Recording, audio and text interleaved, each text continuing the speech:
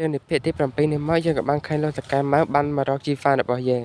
ដោយជីហ្វារបស់យើងក៏បាននិយាយថាតើលោកតាកែម៉ៅមករកខ្ញុំមានការអ្វីដែរដោយលោកតាកែម៉ៅក៏បានតម្រាក់ធុងកាក់មួយយ៉ាងធំដែលវាជាកាក់មាសសុទ្ធ1000កាក់មាសកែម៉ៅក៏បាននិយាយថាកាក់1000នេះសម្រាប់យកមកសហការជាមួយលោកប្អូនយេសង្ឃឹមថាលោកប្អូនយេនឹងយល់ព្រមដែលការសហការដែលលោកតាកែម៉ៅបាននិយាយនោះគឺជាការបោះពុម្ពសភៅដែលជីហ្វារបស់យើងគាត់បាននិពន្ធនេះឯងហើយលោកតាកែម៉ៅក៏បានចិត្តទុនចិត្តថា1000កាក់មាសនេះវាជាច្រើនសម្រាប់កលិតនេះខ្លាំងណាស់ហើយខ្ញុំក៏មិនជឿថាវានឹងហ៊ានបដិសេធសំណើរបស់ខ្ញុំដែរទេចំណែកជីហ្វារបស់យើងវិញក៏បាននិយាយទៅកាន់លោកតាកែម៉ៅថាតើលោកគិតថាខ្ញុំល្ងងមែនទេ1000កាក់មាសពិតជាតិចខ្លាំងណាស់ក្នុងការសហការមួយនេះខ្ញុំគឺជាសិស្សដែលបានរៀនចាប់នៅផ្នែកទីផ្សារផងដែរតើអ្នកគិតថាខ្ញុំល្ងងមែនទេបានយកលេខប៉ុណ្នេះមកបោកខ្ញុំចំណែកឯតកែម៉ៅរបស់យើងវិញពេលលើជីហ្វានិយាយបែបនេះក៏បាននិយាយតបទៅវិញថាមិនអីទេបើសិនជាតម្លៃនេះទាបពេកយើងនឹងឲ្យឯង2000កាក់មាសតែឯងយកព្រមដល់ទេហើយជីហ្វាក៏បាននិយាយថែមទៀតថាតែចាស់ពីមុនខ្ញុំធ្លាប់តែនិយាយពិភាក្សារឿងបោះពុម្ពសៀវភៅជាមួយលោកដែរតែលោកបដិសេធនឹងខ្ញុំតែឥឡូវនេះមិនក៏លោកម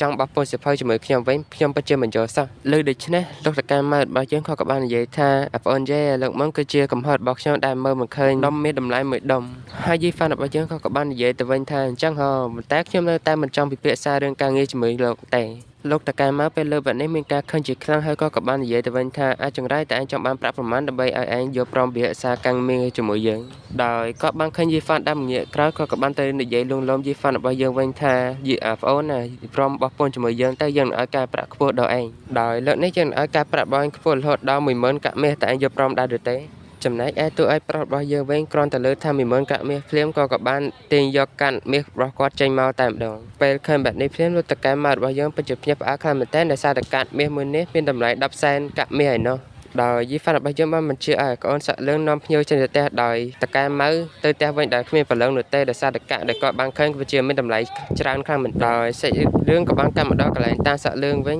ញដោយកញ្ញាដ៏ស្រស់ស្អាតរបស់យើងក៏បានមករាយការណ៍ដល់លោកគ្រូរបស់នាងថាលោកគ្រូសិស្សបងរបស់នាងបានបាត់ខ្លួនដល់រយៈពេលយូរហើយដោយរកមិនឃើញដំណឹងរបស់គាត់ទេស្រាប់តែពេលនោះមានបរិសម្នាក់បានលេចចេញខ្លួនមកដែលគេមានឈ្មោះថា Wu Fan ដែលជាសិស្សច្បងធំរបស់លោកគ្រូរបស់នាងហើយតាសាក់លឿងបានបញ្ជាឲ្យ Wu Fan ទៅស្វែងរកដំណឹងរបស់សិស្សច្បងរបស់កញ្ញាដ៏ស្រស់ស្អាតនេះឯងហើយធ្វើវាឲ្យបានល្អកុំឲ្យមានកំហុសឆុសឆ្លុយអីសោះហើយក៏បាននិយាយថា Wu Fan គាត់មានក្រណាត់ដតេវិហិបនៅជាប់ខ្លួនដោយក្រណាត់មួយនេះបានជំនួយដល់ល្បឿននិងកម្លាំងការពាររបស់គេសាច់រឿងក៏បានកាត់មកដល់កន្លែងតួឯកប្រុសរបស់យើងវិញក៏បាននិយាយទៅកាន់កូនឆ្កែរបស់យើងថាមើលតែបានល្អណាស់យើងទៅផ្សារមួយផ្លែយើងមកវិញនឹងទិញឆ្អឹងឲ្យឯងស៊ីជាមិនខានហើយកូនឆ្កែរបស់យើងក៏បាននិយាយថាមិនអីទេលោកម្ចាស់ខ្ញុំមកយាមផ្ទះបានល្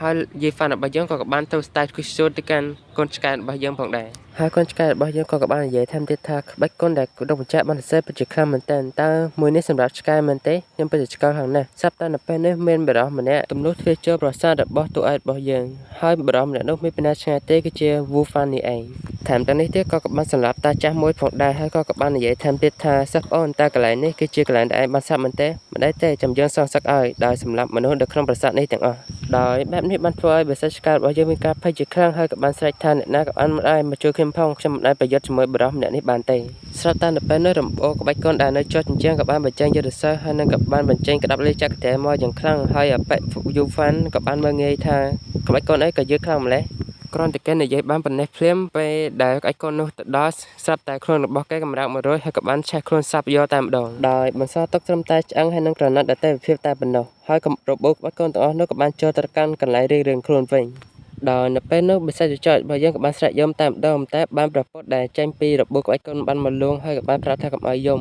លើបែបនេះបិសាចចចរបស់យើងក៏បានងើបឡើងលឿនហើយក៏បានស្បត់ថាខ្ញុំនឹងវត្តហាត់ខ្លួនរបស់ខ្ញុំឲ្យកាន់តែខ្លាំងទាំងធ្វើជាឆ្កែយាមផ្ទះដ៏ល្អមួយក្បាលផងដែរហើយចេះរៀនក៏បានកាត់មកដល់កន្លែងកញ្ញាសាក់សនិងឪពុករបស់កញ្ញាតូចវិញដែលគាត់ក៏បាននិយាយថាថ្មីថ្មីមេសភៅរបស់ប្រតិចាយេបានបោះពុម្ពដាច់ជាខ្លាំងពីពេញទីក្រុងជាងពេញតែម្ដងដែលបានប្រាក់ពីការលក់សភៅជាង100,000កាក់មាសនៅក្នុងមួយខែដូច្នេះខ្ញុំចង់ផ្ដល់ប្រាក់ 10% នៃការលក់សភៅនេះទៅឲ្យប្រតិចាយេដោយលោកតកែក៏បានសួរទៅកាន់កញ្ញាសាក់សថាតើនាងគិតយ៉ាងម៉េចដែរជាមួយរឿងនេះហើយកញ្ញាសាក់សនេះក៏បាននិយាយថាមិនអីទេខ្ញុំយល់ស្របនឹងសំណើនេះបានធ្វើឲ្យលោកតកែមានការពេញចិត្តជាខ្លាំងហើយក៏បាននិយាយថែមទៀតថាល្អណាស់ដូច្នេះយើងនឹងផ្ដល់ការប្រាក់ឲ្យគាត់ 10% ជារៀងរាល់ខែដល់ប្រតិចាយេសាររឿងក៏បានកាត់មកដល់កន្លែងនេះវិញដែលឃើញមានបរិសម្នាក់ឈរអបដែរនិងមានកញ្ញាមួយបានឈរហៅមួយដែលជាអតីតសង្សាររបស់តួឯកប្រុសរបស់យើងនេះឯង ហើយពេលនេះក៏មានបណ្ដាម្នាក់បាននិយាយទៅកាន់បរិសម្នាក់នោះថាមើលទៅហាងអែមប៉ាត់ជាដួលរលំហើយដោយសារតែគ្មានអ្នកចូលនោះទេហើយបានធ្វើឲ្យបរិសដែលចុះអបដៃនោះមានការខឹងជាខ្លាំងហើយនឹងគំរាមស្វ័យអាពាក់មួយរៀងទៅនេះតែម្ដងនៅពេលនេះកញ្ញាស្រស់ស្អាតក៏បាននិយាយទៅកាន់តួឯកប្រុសរបស់យើងថាពួកយើងបែកគ្នាហើយមកគណៈនៅតាមរកខ្ញុំទៀតហើយតួឯកប្រុសរបស់យើងក៏បាននិយាយថាស្អីគេតាមរកនាងខ្ញុំមកសារដើម្បីទិញម្ហូបសម្រាប់ធ្វើម្ហូបពេលងាយញ៉ាំតែប៉ុណ្ណោះចំណែកកញ្ញារបស់យើងវិញពេលលើអានេះពិតជាមានការអៀនមាត់ជាខ្លាំងស្រាប់តែនៅពេលនោះមានបរិសដែលចុះអបដៃនោះក៏បានដើរមកហើយនាងក៏បានទៅអបដៃរបស់នាងថាបងសម្លាញ់មើលគេចង់ធ្វើបាបអូននោះគ្រាន់តែលើបាត់នេះភ្លាមក៏បានប្រាប់បាត់ដៃដែលមានថាមពលពណ៌ខៀវនិងព្រាយវហាទៅកាន់តួឯកប្រុសរបស់យើងតែម្ដងស្រាប់តែនៅពេលនោះកញ្ញាសាក់សោបានផ្លាស់ទីមកយ៉ាងលឿនហើយក៏បានការពារតួឯកប្រុសរបស់យើងបានយ៉ាងលឿនផងដែរហើយតួឯកប្រុសរបស់យើងក៏បាននិយាយថាវ៉ាវពិតជាស្រស់ស្អាតណាស់ដោយកញ្ញាសាក់សោបានវាយទៅកាន់អាសក់លយមួយដៃដោយក្អួតឈាមមិនទាន់ស្រួលបួលផងត្រូវបានកញ្ញាតូចព្រុនរិចខ្លួនទៅជាសាច់ដុំហើយក៏បានវាយមួយដៃចំក្បាលតែម្ដងដោយបន្ទាប់ពីវាយអាសក់លយហើយកញ្ញាទាំងពីរក៏បានដើរមកទាំងបោករាខាងតែម្ដងបន្ទាប់ពីនេះទាំងពីរបានវាយក្មេងឆ្លើយហើយក៏បានមកអង្គគោរពទៅកាន់យេហ្វានរបស់យើងហើយក៏បានសួរទៅកាន់យេហ្វានរបស់យើងថាតើលោកម្ចាស់មិនកាត់អីទេមែនទេបន្ទាប់មកកញ្ញារបស់យើងក៏បាននិយាយថាមានរឿងអ្វីកាត់ឡើងទៅខ្ញុំបានបាយវិកតឲ្យរយៈពេល2ឆ្នាំតែសំបីតែសិស្សបងស្រីក៏ហៅតតថាលោកម្ចាស់តើមានអ្វីកាត់ឡើងឲ្យពិតប្រាកដទេដោយនៅពេលនោះកញ្ញាសាក់សោបានសួរឈ្មោះទៅកាន់អាចារ្យរបស់យើងហើយក៏បានយកដៃដាក់ទៅកាន់ថ្ងាសនិងបានបំផ្លាញផ្លាកបញ្ជានៃបនិកាយជីងសានចោលតែម្ដងថែមទាំងនេះទៀតកញ្ញាសាក់សោបានទះអាចារ្យរបស់យើងមួយកំភ្លាមផងដែរហើយក៏បាននិយាយថាចាប់ពីពេលនេះទៅនាងមិនមែនជាកូនសិស្សនៃនិកាយជីងសានទៀតទេហើយអាចារ្យរបស់យើងក៏បាននិយាយថាអ្វីដែលនាងបានខំប្រឹងអស់រយៈពេលជា10ឆ្នាំមកគឺជាអាសាបងទាំងអស់ដោយសារតែយីហ្វានហើយរឿងក៏បានកាត់មកដល់កន្លែងគ្រូនិស្សិតតាសាក់លឿនកំពុងតែវឹកហាត់ដោយកញ្ញាដ៏ស្រស់ស្អាតរបស់យើងក៏បាននិយាយទៅកាន់លោកគ្រូរបស់ខ្លួនថាលោកគ្រូខ្ញុំមានអារម្មណ៍ថាមិនទេក្នុងខ្លួននេះដោយខ្ញុំមានអារម្មណ៍ថាបងប្រុសទាំងពីរមានអារម្មណ៍ថាបាត់បង់ជីវិតហើយដោយតាសាក់លឿនក៏បាននិយាយថាពិតជាមិនគួរឲ្យជឿទេភ្លើងវិញ្ញាណដែលជាតំណាងឲ្យជីវិតរបស់ពួកគេទាំងពីរបានត្រូវបានបាត់បង់ជីវិតទាំងពីរដោយតាសាក់លឿនក៏បាននិយាយទៅកាន់កញ្ញាដ៏ស្រស់ស្អាតថាតើអញពិតប្រាកដទេគ្រាន់តែលើបាត់នេះភ្លាមកញ្ញាដ៏ស្រស់ស្អាតរបស់យើងបានសន្លក្រូតរបស់នាងចាប់ពីភ្នំដើម្បីទៅរកបងប្រុសទាំងពីររបស់នាងតែម្ដងហើយសរៀងកាត់មកដល់កន្លែងដែលកញ្ញាសក់សរបស់យើងបានចាប់ពីលើភ្នំហើយបានចូលមកដល់ខាងមួយផងដែរហើយនេះក៏បានក្បួចក៏ឲ្យម្ចាស់ហាងនៅទីនេះបែរមកសួរព័ត៌មានដែលអ្នកស្គាល់ទីក្រុងជាងពេញច្បាស់ដែរឬទេលើគេគម្រាមបែបនេះម្ចាស់ហាងពិតជាមានការភ័យជាខ្លាំងក៏បានឆ្លើយថាបាទខ្ញុំស្គាល់ទីក្រុងជាងពេញនេះច្បាស់ណាស់សម្បីតែព័ត៌មានអ្វីក៏ខ្ញុំដឹងដែរដោយម្ចាស់ហាងបានឆ្លើយទៀតថាសំណួរទាំងអស់សុទ្ធតែមានតម្លៃដូច្នេះសំណួរទាំងអស់មិនមែនហ្វ្រីទាំងអស់ទេគឺសុទ្ធតែបង់លុយណាសាក់លៀងកាន់មកដល់កន្លែងផ្ទះទូឲ្យប្រាប់ឲ្យយើងតែគាត់បានមកផ្ទះវិញហើយក៏បានយកចំណីទៅឲ្យសត្វឆ្កែរបស់យើងផងដែលចំណីនោះគឺជាឆ្អឹងហើយនិងដំប៉ៅផ្លូវមាន់ផងដែរដែលនេះគឺជាអាហារសម្រាប់ឆ្កែដែលមើលទៅពិតជាតំណងមែនតើនិយាយទៅប៉ុណ្នេះរួចឆ្កែរបស់យើងក៏បានរត់ទៅបាត់តែម្ដងហើយក៏បានពងនៅឆ្អឹងអាប៉ែវូហ្វាន់មកតែម្ដងហើយបានធ្វើឲ្យតួប្រៃប្រុសរបស់យើងពិតជាភ្ញាក់ផ្អើលខ្លាំងមែនតើមិនក៏ឯងយកឆ្អឹងនេះមកឲ្យយើងតែបានលុយឆ្អឹងនេះមកពីណាមែនទេហើយបិសាចចោតរបស់យើងក៏បាននិយាយថែមទៀតថាតើខ្ញុំគួរតែប្រាប់គាត់ដែរឬទេដែលឆ្អឹងនេះគឺជាឆ្អឹងរបស់មនុស្សដែលជាអប៉ែវេហ្វានេះឯងហើយក៏សាក់លឿនក៏បានយកក្រណាត់មួយមកហើយក៏បានសួរទៅកាន់លោកម្ចាស់យេថាតើក្រណាត់នេះបានមកពីណាតើអ្នកតបតែងមែនទេមិនក៏ខ្ញុំមិនដែលឃើញនៅក្នុងប្រាសាទរបស់យើងអញ្ចឹងដោយយីហ្វានរបស់យើងបានមើលវាបន្តិចហើយក៏បាននិយាយថាអូក្រណាត់នេះល្អណាស់សមធ្វើក្រណាត់ជលរនាបតែម្ដងដោយយីហ្វានរបស់យើងបានមើលទៅកាន់បិសាចចោតរបស់យើងហើយក៏បាននិយាយថាមកវាញ័របែបនេះតើវាចង់លេងមែនទេនៅពេលនោះយីហ្វានរបស់យើងបានរើសឆ្អឹងហើយក៏បានក្រវែងឆ្អឹងមួយនោះទៅកន្លែងមួយផ្សេងមួយទៀតដើម្បីឲ្យបិសាចចោតយើងរបស់យើងរត់ទៅចាប់តែម្ដងនៅពេលនេះមានដេនរ៉េម្នាក់បានចាប់ដៃឆ្អឹងមួយនេះហើយគាត់ក៏បាននិយាយថែមទៀតថានេះគឺឆ្អឹងរបស់បងប្រុសវូហ្វានគ្រាន់តែឃើញបែបនេះព្រៀងកញ្ញារបស់យើងបានសក់ទឹកភ្នែកនិងមានការក្អួតឈាមយកតែម្ដងធ្វើបែបនេះយីហ្វានរបស់យើងមានការ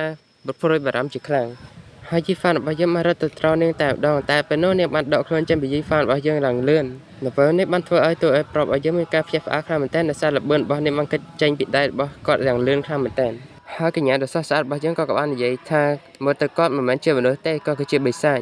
ហើយកញ្ញារបស់យើងក៏បានរត់ចេញតែម្ដងហើយតួឯកប្រុសរបស់យើងក៏បានឈាមសួរថាតើតម្លៃឆ្អឹងនេះនៅទីផ្សារមានតម្លៃប្រមាណដែរដោយកញ្ញាសសមានការសោកស្ដាយជាខ្លាំងដោយសារតែបងប្រុសរបស់នាងទាំងពីរបានសាប់នៅក្នុងក្រោមដៃរបស់យីហ្វានរបស់យើងហើយយីហ្វានក៏បានសួរទៅកាន់កូនសាក់លឿងថាតើចរិតម្ដោះរុស្ស៊ីគឺបែបនេះមែនទេខ្ញុំពិតជាមិនយល់សោះហើយសាក់លឿងក៏បានកាត់ចូលមកដល់កន្លែងតាសាក់លឿងវិញដែលកញ្ញាដ៏ស្រស់ស្អាតរបស់យើងក៏បានប្រាប់ទៅកាន់ថាបងប្រុសរបស់នាងទាំងពីរត្រូវបានបាត់បង់ជីវិតនៅក្នុងក្រោមដៃរបស់យីហ្វានហើយគ្រាន់តែលើបែបនេះភ្លាមបានធ្វើឲ្យតាសាក់លឿងមានការខឹងជាខ្លាំងហើយក៏បានសួរទៅកាន់កញ្ញាដ៏ស្រស់ស្អាតថាតើវាពិតប្រាកដដែរឬទេហើយកញ្ញាដ៏ស្រស់ស្អាតរបស់យើងក៏បាននិយាយថាពិតប្រាកដណាស់លោកគ្រូខ្ញុំបានឃើញវាដ៏ប្រភ្នែកគ្រាន់តែលើបែបនេះភ្លាមតាសាក់លឿងបានក្រាបដៃវាយទៅកាន់ទីជើងយ៉ាងខ្លាំងហ ហើយក៏បានសួរទៅកាន់កញ្ញាដ៏ស្រស់ស្អាតថាតែឯងបានស្គាល់ទីតាំងនោះដែរឬទេហើយកញ្ញាដ៏ស្រស់ស្អាតរបស់យើងក៏បានរៀបរាប់ប្រាប់ទៅកាន់តាសក់លឿនតែម្ដងថាទីក្រុងរបស់តួឯកប្រុសរបស់យើងគឺនៅចំកណ្ដាលទីក្រុងជៀងប៉េងតែម្ដង